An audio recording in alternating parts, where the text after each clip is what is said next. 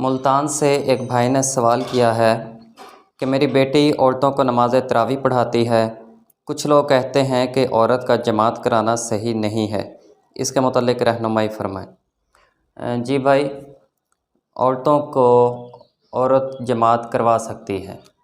احادیث صحیحہ سے یہ بات ثابت ہے، اگرچہ کچھ علماء کا موقف اس سے مختلف ہے، لیکن امت کے اکثر علماء اس بات کو مانتے ہیں کہ عورت کا جماعت کرانا صحیح ہے۔ اور جب صحیح احادیث سے یہ بات ثابت ہے تو پھر اس کے بعد تو کوئی کسر باقی رہ ہی نہیں جاتی۔ باقاعدہ طور پر ائمہ کرام نے اپنی کتابوں میں باب باندھے ہیں اس نام سے۔ سنن ابی داؤد میں امام ابو داؤد رحمۃ اللہ علیہ نے باب باندھا ہے کہ عورتوں کی امامت کا بیان۔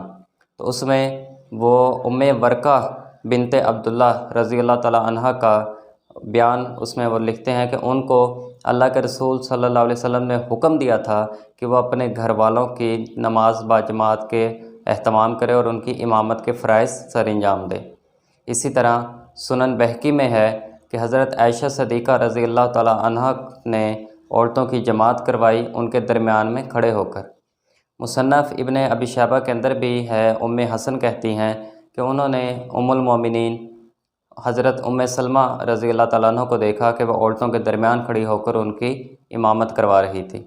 اسی طرح مصنف ابن ابی شیبہ کے اندر ہی حضرت عبداللہ ابن عباس رضی اللہ تعالیٰ عنہ کا فتویٰ موجود ہے کہ عورت کی جماعت کروا سکتی ہے، لیکن وہ آگے کھڑی ہونے کے بجائے درمیان میں کھڑی ہوگی۔